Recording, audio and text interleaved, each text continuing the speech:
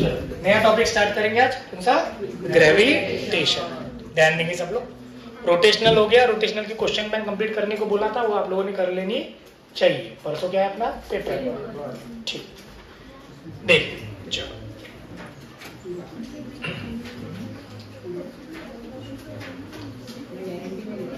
ध्यान दो इधर। टॉपिक स्टार्ट कर रहे हैं अपन ग्रेविटेशन। क्या स्टार्ट कर रहे हैं? ग्रेविटेशन। आ रहा है बराबर? कट नहीं रहा ना? सही है, ठीक है। चलिए, तो ग्रेविटेशन में स्टडी किसका होगा? देखो, अपने को स्कूल में भी था, 10th में पढ़ा होगा। स्टेट बोर्ड वालों को तो चैप्टर ही था, टॉपिक था पूरा ग्रेविटेशन पे। सीबीएसई वालों को थोड़ा बहुत इंट्रोडक्शन था, पूरा चैप्टर मेजर टॉपिक नहीं था, ठीक है।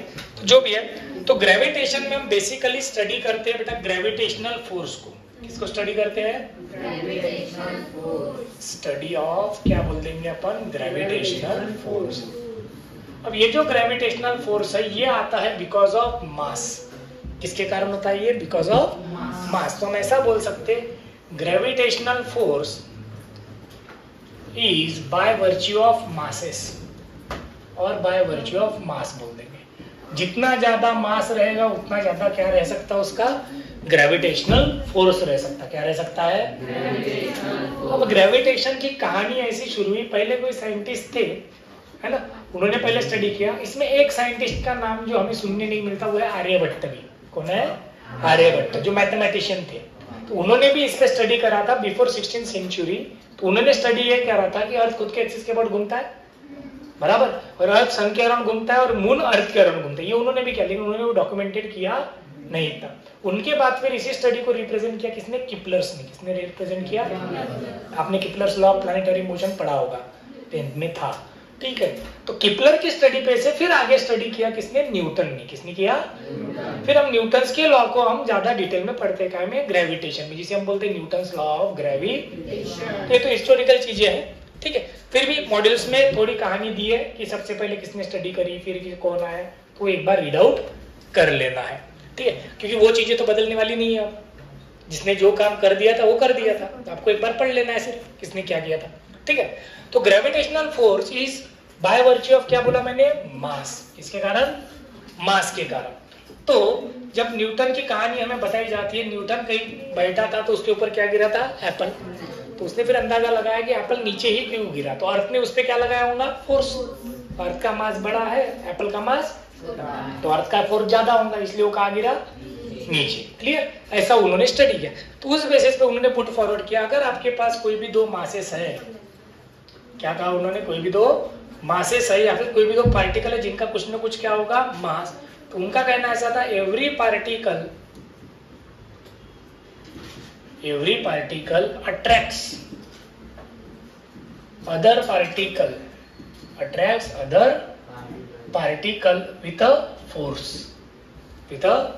फोर्स, और इस फोर्स को नाम दिया गया कॉल्ड एज ग्रेविटेशनल फोर्स। कौन सा फोर्स? ग्रेविटेशनल फोर्स बोला गया। कोई भी पार्टिकल, कोई भी मास अगर है तो वो दूसरे मास को क्या करेंगे? अपनी तरफ अट्रैक्ट करेंगे। वो जो फोर्स है उसे क्या नाम दिया गया? Gravitational force. क्या दिया गया? इसी फोर्स को लेके फिर न्यूटन ने अपना लॉ पुट फॉरवर्ड किया, जिसे हम न्यूटन्स लॉ ऑफ ग्रेविटेशन भी बोलते हैं। क्या बोलते हैं हम? Newton's law of gravitation. तो इनका कहना ऐसा था, अगर आपके पास दो मासेस है, तो कोई भी दो मास है, सपोज एक मास हमने लिया m1, दूसरा मास लिया बेटा m2, इन दोनों के बीच कुछ डिस्टेंस है r। तो m1 मास किस पे फोर्स, किसको अट्रैक्ट करेगा? m2 को। वही m2 मास किसको अट्रैक्ट करने की कोशिश करेगा? m1 को। दोनों एक दूसरे पे सेम ही फोर्स लगाएंगे, बट कैसा रहेगा? Equal and opposite. कैसे रहेगा? तो m1 जो m2 पे फोर्स लगा रहा है तो वो चाहेगा कि m2 को अपनी तरफ अट्रैक्ट करे, और m2 चाहेगा m1 को अपनी तरफ अट्रैक्ट करना। सही है, ठीक है। तो ये जो फोर्स ऑफ अट्रैक्शन रहता है, ये रहता है बोलते proportional to product of mass, and it is inversely proportional to square of distance. किसे इनवर्सली प्रोपोर्शनल है? Square of distance. तो इसका कहना ऐसा था, the force of attraction between to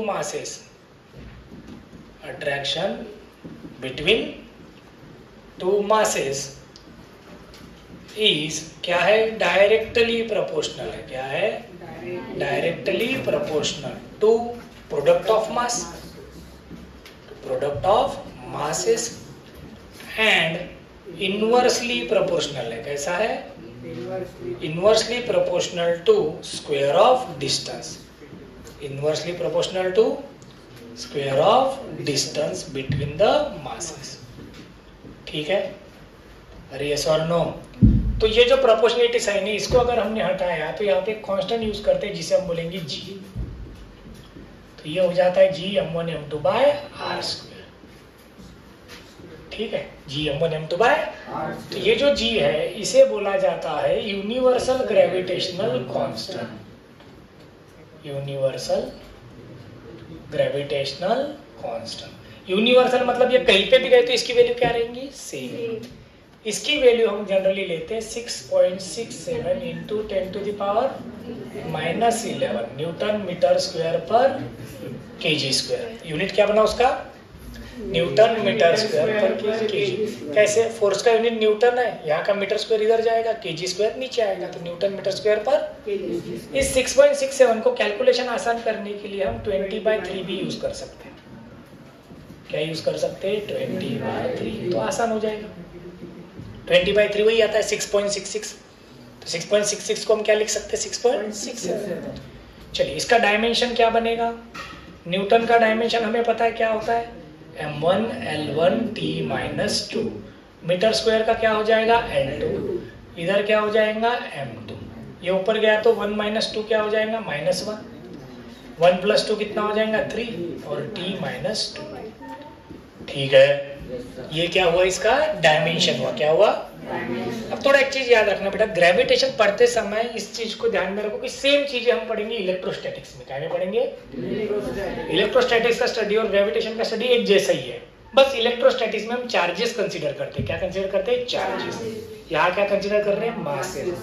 वहां पे फोर्स, यहाँ पे फोर्स सिर्फ अट्रैक्टिव है, कैसा है, अट्रैक्टिव। दो चार्जेस अगर रहे तो उनके बीच फोर्स अट्रैक्टिव भी रह सकता है, रिपल्सिव, डिपेंडिंग अपॉन चार्ज, क्योंकि सेम चार्ज क्या करते हैं, रिपेल, अपोजिट चार्जेस क्या करते हैं, अट्रैक्ट, तो इसलिए वो डायरेक्शन क्या हो जाएंगी, चेंज। बट पढ़ने का तरीका सेम रहेगा, क्या रहेगा, सेम। वहाँ कूलम लॉ आता है, वो भी यही फोर्स बताता है, सिर्फ m1 m2 की जगह q1 q2 हो जाता है। क्या हो जाता है, q1 कांस्टेंट, g की जगह वो इलेक्ट्रोस्टैटिक वाला कांस्टेंट आ जाता है।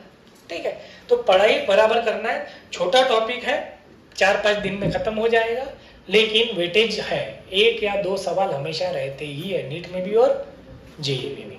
क्लियर, चलो तो ये क्लियर हो गया बेटा इतना। अब ये तो हमने मैग्नीट्यूड फॉर्म में पढ़ा, किस फॉर्म में पढ़ा, पर फोर्स तो वेक्टर क्वांटिटी है। फोर्स कौन सी क्वांटिटी है, तो इसको वेक्टर क्वांटिटी में कैसे देखेंगे अपन।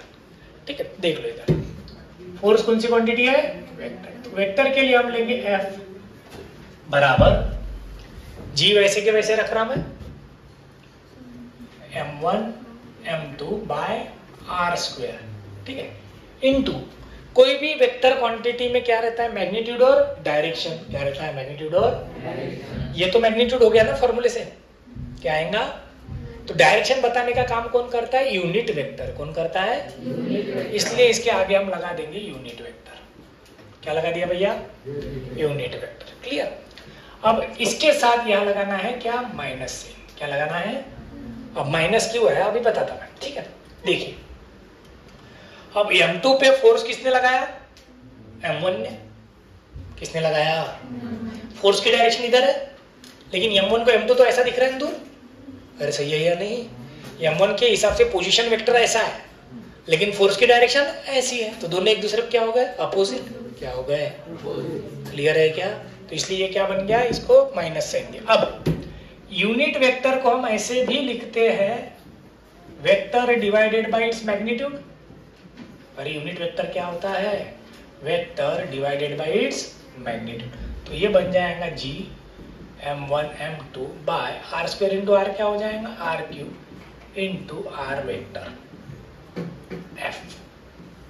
तो ये वेक्टर फॉर्म हुआ। अब सर वेक्टर फॉर्म कंफ्यूजिंग होगा ना, 1 से 2 रहा तो कैसे लूं मैं, 2 से 1 रहा तो कैसे लूं। सही है, क्या सोचना पड़ेगा हमें, 1 से 2 रहा तो क्या लूं, 2 से, मतलब 1 ने अगर 2 पे फोर्स लगाया तो कैसे लिखूंगा, 2 ने 1 पे लगाया तो कैसे लिखूंगा, सेम थोड़ी ना चलेगा। तो इसको समझ लो एक बार, ये जो वेक्टर है, कोई भी वेक्टर में ऐसे लगते हैं, इसको क्या होता है, एक टेल होता है और एक क्या होता है, हेड। क्या होता है, टेल और।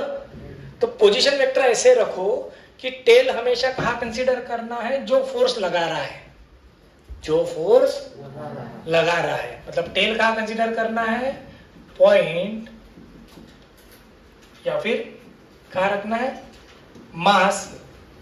कहाँ रखना है, टेल कहाँ पे रखेंगे, mass which is exerting force, mass which is exerting force. और हेड कहाँ रखना है, on which force is acting, on which force is acting, या फिर जिस पे फोर्स पता करना है वो। टेल कहाँ कंसीडर करना है, जो फोर्स लगा रहा है, और हेड कहाँ कंसीडर करना है, जिस पे फोर्स निकालना है, जिस पे फोर्स। वैल्यू पे से समझ लेते हैं तो थोड़ा आसान हो जाएगा। देखो इधर एक मास लिया मैंने m1 बराबर 2 kg, दूसरा मास मैंने कंसीडर किया m2 बराबर 4 kg। ठीक है बेटा, m1 बराबर 2 kg, m2 बराबर 3 kg, सॉरी 4 kg। चलो अब इसकी पोजीशन दी है हमें 1 2 3, इसका पोजीशन वेक्टर हमें दिया है 4 3 5। चलेगा, कोऑर्डिनेट्स दिए है, क्या दिया है, m1 मास इस कोऑर्डिनेट में रखा है, m2 मास इस कोऑर्डिनेट। अभी मुझे बोला गया find force in vector form, कौन सा फोर्स, ग्रेविटेशनल फोर्स। हाँ, in vector form acting on mass mass. कोणते मास पे निकालते हैं अपन, एक बार 2 kg के लिए निकालते हैं, एक बार 4 kg, दोनों के लिए निकाल लेंगे। सेम ही रहेगा ना, 1 जितना 2 पे लगे, 2 जितना 4 पे लगाएंगे, उतने 4 किस पे लगाएंगे, 2 पे। बस दोनों की डायरेक्शन कैसी रहेंगी, अपोजिट। क्या रहेंगी डायरेक्शन। तो मैं 2 के हिसाब से सोच रहा, किसके हिसाब से सोच रहा हूँ, 2। मतलब 2 पे कौन फोर्स लगाएगा भैया, 4 kg कौन लगा रहा है। तो पोजीशन वेक्टर आप ऐसा कंसीडर करोगे, समझ में आएगा। मैंने बोला था जो फोर्स लगा रहा है वहां पे क्या लगो, टेल, जिस पे फोर्स आ रहा है वहां पे क्या रखो, हेड। क्या रखो, समझा ना, टेल और हेड। तो मैं वेक्टर ड्रॉ कर लिया। फिर सर वेक्टर क्यों ड्रॉ कर, क्योंकि पोजीशन वेक्टर पे से तो हम करते हैं ना, जिधर से जा रहा है फाइनल माइनस, पोजीशन वेक्टर तो ऐसे ही निकालते हैं अपन, फाइनल माइनस। यहाँ कंफ्यूजन नहीं रहता था कि सर इसमें से इसे माइनस करूँ कि इसमें से इसे माइनस करूँ, ऐसा होता था। इसलिए क्या जरूरी है, वेक्टर डिसाइड करना। क्या डिसाइड करना, अब मुझे पता है यहाँ पे क्या लेना है, किसका फोर्स निकाल रहे हैं अपन, 2 का 1 पे। तो ये पोजीशन वेक्टर क्या बनेगा बताइए, यहां से आ जा रहे तो फाइनल माइनस, अरे समझे कि नहीं, तो क्या होगा बताइए, 1 माइनस 4 माइनस 3 आए, 2 minus 3 minus G, 3 minus 5 minus 2 के। क्या फोर्स का फॉर्मूला वही, क्या है formula, minus G m1 m2 2 into 4 divided by इसका मैग्नीट्यूड, r मतलब तो इसका मैग्नीट्यूड ही होगा ना, 3 का स्क्वायर प्लस 1 का स्क्वायर प्लस 2 का square, 9 plus 1 10 plus 4 14 divide by 14 का क्यूब इंटू r वेक्टर अपने पास आ गया, -3 आए माइनस जे माइनस 2 के, बन गया फोर्स। अरे समझे कि नहीं, सर ये डायरेक्ट कहाँ से लिखा, अभी मन से थोड़ी ना लिखा, अभी तो पढ़ा formula G m1 m2 by r cube into r vector, अभी तो पढ़ा ना। उसी में वैल्यूज क्या करी, पुट, जी पुट कर दिया, m1 m2 पुट कर दिए, पोजीशन वेक्टर पुट कर दिया, मैग्नीट्यूड का क्यूब। अब 4 पे निकालना है, किस पे निकालना है, इसको पढ़ ले। चलो अब अगर मैं ये बोलूं स्क्वायर नहीं है क्यूब है, अब मुझे 4 पे निकालना है, किस पे निकालना है, 4 पे। तो पोजीशन वेक्टर ऐसा आएगा, अरे हाँ या ना। अब मुझे फोर्स किस पे निकालना है, 4 पे, वैल्यू यही रहेंगी, सब माइनस का क्या हो जाएगा, प्लस, माइनस का क्या हो जाएगा, प्लस। तो पोजीशन वेक्टर क्या बन जाएगा बताइए, 3i प्लस जे प्लस, समझा कि नहीं। यहाँ से इधर जा तो इसमें से माइनस करेंगे, 4 माइनस 1 3, 3 माइनस 2 1, 5 माइनस 3 कितना बना, 2। फॉर्मूला वही, F बराबर क्या होगा, माइनस जी 2 इंटू 4, मैग्नीट्यूड तो उतना ही आएगा, इंटू यहाँ क्या आया 3i प्लस जे प्लस 2k। अगर पूरा सॉल्व करेंगे तो ये वेक्टर और ये वेक्टर सेम रहेगा, जो इसमें माइनस थे वो इसमें प्लस दिखेंगे, जो इसमें प्लस थे वो वहां पे डायरेक्शन बदल जाएंगी ना। 1 ने 2 पे लगाया तो ये फोर्स ऐसा खींचेगा, और इसने इस पे लगा दिया उधर खींचने की कोशिश करेगा। अभी तो बताया M2 इधर खींच रहा है और M1, तो दोनों फोर्स क्या हो जाएंगे, इक्वल एंड अपोजिट क्या हो जाएंगे।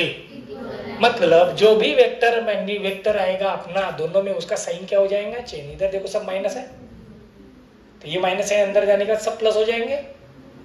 इधर सब प्लस है, माइनस है, अंदर जाने के बाद सब, दोनों फोर्सेस रहेंगे सेम, मैग्नीट्यूड क्या रहेगा same, but equal and opposite. Direction opposite हो गई ना।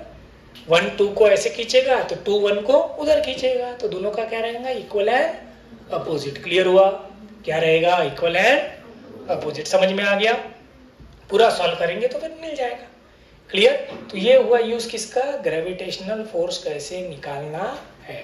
वेक्टर फॉर्म में निकालते समय ही सोचना पड़ता है, बाकी समय सोचने की ज्यादा जरूरत पड़ती नहीं। ठीक है क्या। अब इसी चीज को थोड़ा सा डिटेल में देखते हैं और एक आधे एग्जांपल के साथ। अभी हमने बोला ग्रेविटेशनल फोर्स का बेसिक फॉर्मूला मैग्नीट्यूड के लिए क्या है बेटा, Gm1m2 अपॉन आर स्क्वायर। ये मैग्नीट्यूड के लिए। वेक्टर फॉर्म में लिखना होगा तो -G m1m2 upon R cube into R vector. फर्क समझ में आ गया ना। इसका मैग्नीट्यूड यही है, समझिए हो गया नहीं। ये वेक्टर फॉर्म हो गया, कौन सा फॉर्म हो गया, चलो। अब अगर हमें ऐसा बोला गया, ध्यान देना बराबर से, सपोज एक स्क्वायर है, क्या बेटा, स्क्वायर। अब इसके मैं कॉर्नर पे मासेस रखता हूँ। यहाँ एक मास है m, इधर एक मास है m, यहाँ मास है 2m, यहाँ मास है 2m। ठीक, ये डायगोनल हो गई इसकी। चलो, इसके सेंटर पे 1 kg का मास है। कितना मास है, 1 kg। हमें पूछा नेट फोर्स ऑन 1 kg बताओ। किस पे, 1 kg पे नेट फोर्स बताओ। तो इस पे कौन कौन फोर्स लगाएगा, ये भी लगाएगा, ये भी लगाएगा, ये भी लगाएगा और ये भी लगाएगा। हर कोई अपनी तरफ खींचने की कोशिश करेगा। तो ये m मास इसे इधर खींचेगा, ये m मास इधर खींचेगा, ये 2m इधर खींचने की कोशिश करेगा, ये 2m। अब फर्क देखो। अब मैं बताऊं, ये m और 1 सेम है, ये m और 1 भी सेम है, तो ये इक्वल एंड अपोजिट हो जाएंगे ना फोर्स। ये भी उतना ही रहेंगे, ये भी, क्योंकि मास कैसे है सेम, डिस्टेंस भी कैसा है सेम, तो इक्वल एंड क्या हो गए, अपोजिट। मतलब ये फोर्स और ये फोर्स एक दूसरे को क्या कर डालेंगे, कैंसिल। वैसे इधर भी देखोगे तो इधर भी 2m है, इधर भी, तो ये भी सेम फोर्स लगाएगा, ये भी, तो ये दोनों भी इक्वल एंड अपोजिट हो जाएंगे, तो ये भी एक दूसरे को क्या कर डालेंगे, तो नेट फोर्स कितना आएगा, 0। क्लियर। तो नेट फोर्स कितना आया, 0। और एक बार देखते हैं फिर से, वैसे ही स्क्वायर है, ठीक है, इधर m, इधर भी m, इधर 2m, इधर 2m। अब इक्वल एंड अपोजिट होंगे क्या, और बीच में वही मास कितना, 1 kg। इस 1 kg पे फोर्स बताओ। अब बताइए, अब हर एक का फोर्स आएगा। तो सबसे पहले ये a है, तो अपना ये पता है हमें क्या करते हैं अपन, a है, तो ये क्या बनता है बेटा, √2a। इसका हाफ करना हो तो a/√2, √2a divide by 2, √2a divide by 2 को हम क्या लिख सकते हैं, √2 इंटू √2 a/√2। मतलब ये हर एक साइड कितनी हो गई, a/√2। सही है ना। अरे हो या नहीं, ये समझा, किसी को कोई दिक्कत इसमें। हर एक ये छोटा पार्ट कितना हो गया, a/√2 कितना हो गया। अब अगर मुझे हर एक का फोर्स निकालना है, m का फोर्स इस पे निकालना चाहूँ तो F बराबर क्या होना चाहिए भैया, Gm इंटू m, ये तो बनी है, डिवाइड बाय डिस्टेंस कितना है, a/√2 का स्क्वायर। सही है। इधर भी उतना ही बनेगा, ये इधर खींचेगा, ये इधर खींचेगा, ये भी फोर्स सेम रहेगा, Gm बाय a/√2 का स्क्वायर। समझा क्या। अरे हाँ या ना, यस और नो। कौन सा फार्मूला लगा, G m1 m2 by R square. m1 m है, m2 कितना है 1, तो 1 लिखने की जरूरत है क्या? नहीं सर, आपने 1 नहीं लिखा। जी m बाय डिस्टेंस का स्क्वायर। वैसे इसका फोर्स क्या होगा इधर बताइए? g इंटू 2m आएगा बाय a बाय, मैं इसको 2f बोल सकता, f डैश बराबर g into 2m by a by root 2 का square. gm by a by root 2 का स्क्वायर f है, ये 2 ही ज्यादा का है ना, तो इसके डबल हो गया नहीं? अरे हुआ कि नहीं? चलो, तो ये इधर आएगा, इधर ये आएगा, सही है? अरे हाँ या नहीं? क्लियर? ये f डैश इधर f डैश। तो अब ये पॉइंट है 1 kg वाला, इस पे फोर्स देखते हैं। इधर कितना है f, इधर भी कितना है f, ये इधर कितना है 2f, ये इधर कितना है 2f। ऐसा ही मीनिंग हुआ ना? यस और नो? इसमें कोई दिक्कत? अरे इसमें कोई दिक्कत है क्या? ये हम इधर खींच रहा है f से, ये इधर खींच रहा है f से, इधर 2f है, इधर भी। अब इधर नेट फोर्स कितना है? ये 2f है, इधर f है, इधर कितना बचेगा f, इधर 2f है, इधर f है, इधर कितना बचेगा f। मतलब ये ऐसा हो जाएगा, इधर कितना आया f और इधर भी कितना आया f, और इन दोनों के बीच एंगल कितना, तो f और f है, तो इसका रिजल्टेंट निकाल सकते हो? यस और नो? क्या आएगा रिजल्ट? Root 2f। दो सेम रहे, 90 डिग्री रहा तो क्या होता है? रूट 2, तो रिजल्टेंट कुछ ऐसा आ जाएगा, रूट 2f। कितना आया? Root 2f। ये किसको नहीं समझा रूट 2f? लाइन पर नीचे लिखना है p square plus q square plus 2, ये cos 90 जीरो हो जाता है। ये p की वैल्यू f स्क्वायर, ये भी f स्क्वायर, तो 2 टाइम्स f स्क्वायर, तो रूट 2f। वेरी गुड, कितने होशियार बच्चे हैं, बैल भारती। चलो इधर देखो, एक बाल भारती रहता है, बचपन में पढ़ाते, तुम लोग बैल भारती है। हाँ, इधर f इधर f, तो बीच में क्या आ गया? रिजल्टेंट क्या आया? Root 2f। ठीक है, अब रूट 2f मतलब इसकी वैल्यू हम निकाल सकते हैं। रूट 2 इंटू f की वैल्यू कितनी है भैया? G m by a by root 2 का स्क्वायर। सही है? थोड़ा इसको सॉल्व करने की कोशिश करेंगे। रूट 2 का स्क्वायर 2 हो जाएगा, ऊपर आ जाएगा, तो ये बन जाएगा 2 root 2 gm by a square. तो ये मैग्नीट्यूड हुआ, क्या हुआ? इसे अगर वेक्टर फॉर्म में लिखना है तो ये नीचे जा रहा है, कहा जा रहा है? तो इसको साइन क्या लगेगा? माइनस। वर्टिकल है, मतलब कौन सा वेक्टर आएगा? j cap. कौन आएगा? j cap. तो ये वेक्टर फॉर्म में हुआ। कौन से फॉर्म में हुआ? वेक्टर फॉर्म में। ठीक है क्या? तो ऐसा मैंने ट्रायंगल स्क्वायर दिया, ट्रायंगल दे सकते, रेक्टेंगल दे सकते, कोई भी शेप देंगे, हमें निकालते आना चाहिए। क्लियर? अरे समझे कि नहीं? तो ग्रेविटेशनल फोर्स का फॉर्मूला सिंपल क्या है? g into m1 m2 by R square. हमें नेट फोर्स पूछा गया। कौन सा फोर्स पूछा गया? Net force. तो नेट फोर्स कैसे निकलेगा मैंने बता दिया। ठीक है? अरे ठीक है क्या? क्लियर? चलो थोड़ा सा एक मुश्किल सा सवाल देखिए। 4, ध्यान दो रे, 4 stars are orbiting in circular path. Orbiting in circular path of radius r. Of radius r by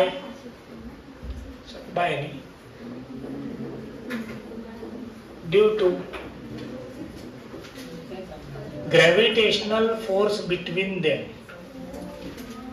Due to gravitational force between them. Find, पहला हमें पूछा गया ऑर्बिटल स्पीड, मतलब जो स्टार घूम रहे हैं उनकी स्पीड कितनी। दूसरा एंगुलर स्पीड, दूसरा एंगुलर स्पीड। तीसरा पूछा हमें टाइम पीरियड। क्या पूछा है? Time period. क्वेश्चन देखो क्या है, थोड़ा अलग क्वेश्चन है। 4 स्टार है, बोलते वो कैसे घूम रहे हैं? सर्कल में घूम रहे हैं। कैसे घूम रहे हैं? सर्कल में। वो चारों स्टार सर्कल में घूम रहे हैं because of their own gravitational forces between them. उनके बीच के क्या है, ग्रेविटेशनल, उनकी मदद से वो घूम रहे हैं और उसकी रेडियस कितनी दी है, r। कितनी रेडियस है, तो हमें पूछा गया वो स्टार जो घूम रहे हैं उनकी ऑर्बिटल स्पीड कितनी, एंगुलर स्पीड कितना और टाइम पीरियड कितना, ये हमें पूछा। ठीक है, चलो देखते हैं। ऐसा समझ के चलते कि ये सर्कल में 4 स्टार घूम रहे हैं। ठीक है, चलो देखते हैं। रेडियस r हो गई, इधर भी रेडियस कितनी होंगी, r। ऐसे इधर से ले लेते हैं, ये भी r ही है, r है, r और r। मैं ऐसा समझ के चलता, यहाँ पे मास m है, ये भी स्टार मास m का है। अगर मैं इसे जोड़ दूं तो कुछ रेक्टेंगल या स्क्वायर जैसा बन जाएगा। क्या बन गया, रेक्टेंगल या स्क्वायर। ठीक है, क्या है ये चारों पार्टिकल, क्या समझ रहे हैं अपन, स्टार समझ रहे हैं, जो काय में घूम रहे हैं, सर्कल में। काय में घूम रहे हैं, सर्कल में। इन चारों की हमने रैंडम पोजीशन कंसीडर कर ली। अब हमें उसने पूछा ये जो चारों स्टार घूम रहे हैं इनकी घूमने की वेलोसिटी या फिर स्पीड कितनी। क्या पूछा हमें, घूमने की वेलोसिटी या फिर स्पीड कितनी। तो देखो, अब हमें पता है ग्रेविटेशनल फोर्स कौन किस पे लगाएगा, इस एम पे आने वाले ग्रेविटेशनल फोर्स किस किस के रहेंगे, ये भी लगाएगा, ये मास भी लगाएगा और ये मास भी लगाएगा। मतलब टोटल कितने फोर्स आएंगे, 3। कितने आएंगे, 3। 4 कहाँ है बेटा, 1 2 3 है, तो 3 ही लगाएंगे नहीं, इस पे खुद का फोर्स खुद पे लगाएंगे। क्यों, टोटल फोर्सेस कितने आएंगे उस पे, सिर्फ 3। एक तो ये लगाएगा, ये लगाएगा और ये इधर आएगा। मतलब टोटल फोर्सेस कितने आएंगे, 3। अब डिस्टेंस कैसे लेंगे, ये हमेशा 90 डिग्री रहेंगे, तो ये आ रहा है, ये आ रहा है, तो ये साइड क्या बन जाएंगे, √2r। ये साइड भी, इधर भी, इधर भी, सही है। तो इन दोनों के बीच का डिस्टेंस सेम है, इन दोनों के बीच का डिस्टेंस सेम है, तो दोनों का फोर्स क्या रहेगा, सेम। तो इसका भी फोर्स F बोल देते, इसका भी फोर्स F। तो F कितना रहेगा, फॉर्मूला लगेगा Gm into m, m² by r²। r मतलब √2 इसका स्क्वायर, तो कितना हो गया, Gm² बाय 2r²। समझ गया कि ये हाँ या नहीं। इन दोनों के बीच का फोर्स हो गया, इन दोनों के बीच का। अब इन दोनों के बीच का डिस्टेंस अलग है, r प्लस r डिस्टेंस कितना है, 2r। इसे मैं बोल देता हूँ f'। तो f' कितना आएगा, Gm इंटू m²। डिस्टेंस अब क्या, r प्लस r कितना हो गया, 2r। तो ये बन गया Gm² बाय 4r²।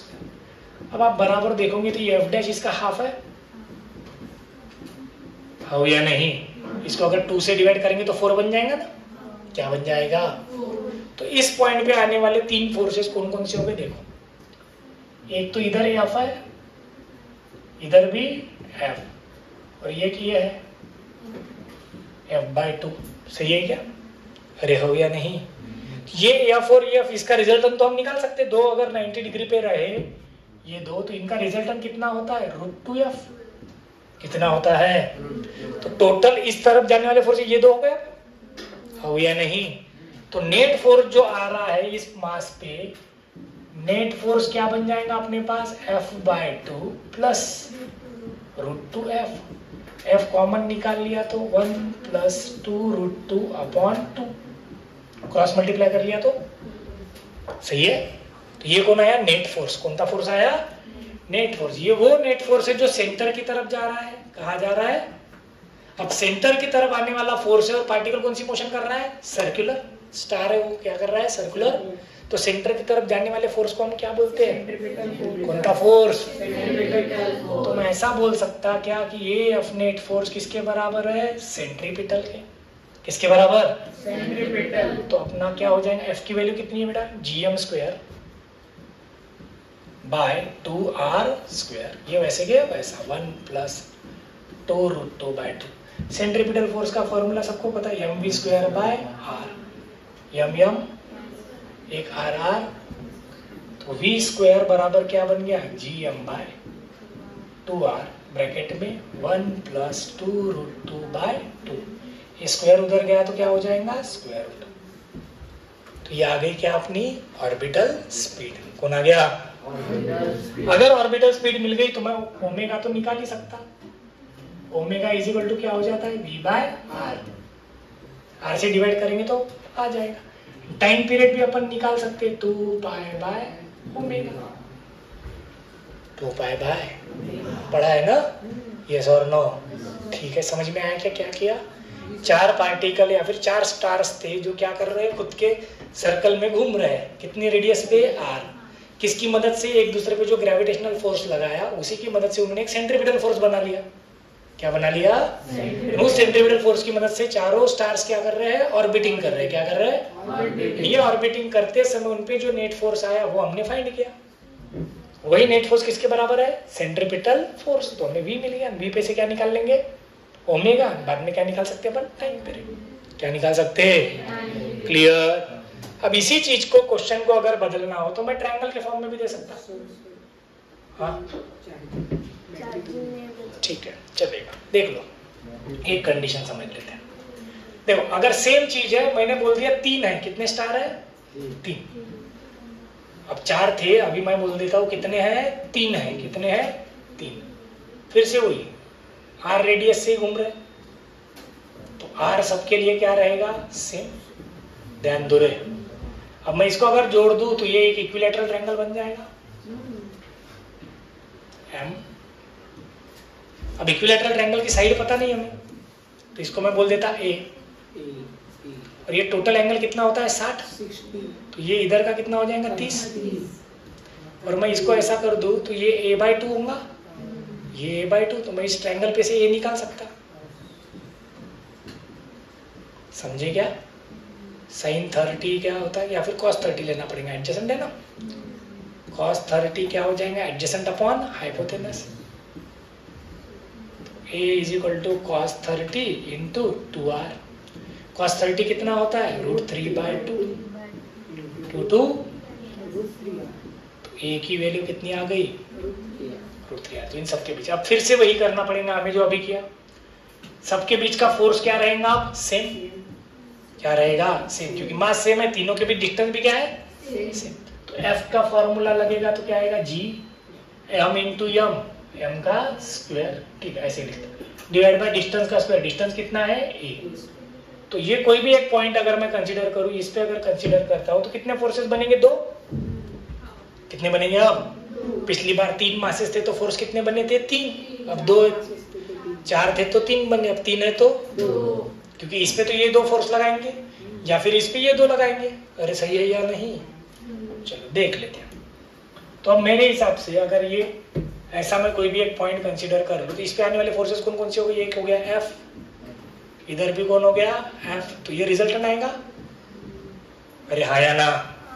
तो मैं ऐसा निकाल सकता हूँ, ये F है, F है, तो रिजल्टेंट हम फाइंड कर सकते। कैसे फाइंड करेंगे? अपना फॉर्मूला है, √ क्या आएगा बताओ? f² plus 2 into f into f into cos कितना? 60। क्योंकि टोटल एंगल कितना रहता है? 60। तो ये क्या हो जाएगा? 2f² plus 2f²। कॉस 60 कितना? 1/2। 2 तो कितना हो गया ये? 3f², मतलब √3f। क्या हो गया? √3f। तो √3 इंटू एफ की वैल्यू अपने पास क्या है? gmm/a²। इसी को हम किसके साथ इक्वेट करेंगे? सेंट्रीपिटल फोर्स के साथ। किसके साथ? Centripetal force. a² की वैल्यू अपने पास यहाँ से मिल जाएंगी। √3r का स्क्वायर क्या हो जाएगा? √3 into gm² divided by √3r का स्क्वायर। सेंट्रीपिटल फोर्स mv²/r, एक mm कैंसिल। √3gm बाय इधर क्या आएगा? 3r² is equal to v²/r। r cancel. v is equal to क्या हो जाएगा? ये gm by √3 into r square. ठीक है ना? और √3/3 क्या हो जाएगा? 1/√3 हो जाएगा। क्या हो जाएगा? तो v मिल गया तो मैं ओमेगा निकाल सकता, v/r। वैसे ही मैं क्या निकाल सकता हूँ? Time period, 2 pi by omega. क्या आएगा 2 पाई बाय। तो क्वेश्चन कैसे भी दिया जा सकता है। क्लियर, यस और नो? ठीक है, तो ये सिर्फ ग्रेविटेशनल फोर्स हुआ। कौन सा स्टार्टिंग हुआ इसका? सिर्फ ग्रेविटेशनल फोर्स, और उसको कैसे यूज करना है, मतलब बिगनिंग। अब क्वेश्चन में आपको क्या करना है, 11th स्टेट बोर्ड की बुक में ग्रेविटेशन है, तो उसमें कुछ सॉल्व एग्जांपल है और कुछ एक्सरसाइज में भी एग्जांपल है, तो वो एग्जांपल भी ट्राई कर लेना। ठीक है क्या? से मैंने क्या बताया आपको पहले, जिस कभी भी नंबर ऑफ मासेस दिए होंगे, किसी एक मास पे फोर्स पूछा है तो उस मास पे हमेशा फोर्स अवे बताने हैं। कैसे बताने हैं? देखो हमने कभी टुवर्ड्स नहीं बताया।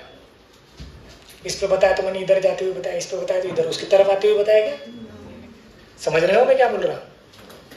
ठीक है, यहाँ पे भी देखो अपन ने इस पे फोर्स निकालना तो मैंने इधर बताया, इससे दूरी बताया ना, समझ गए?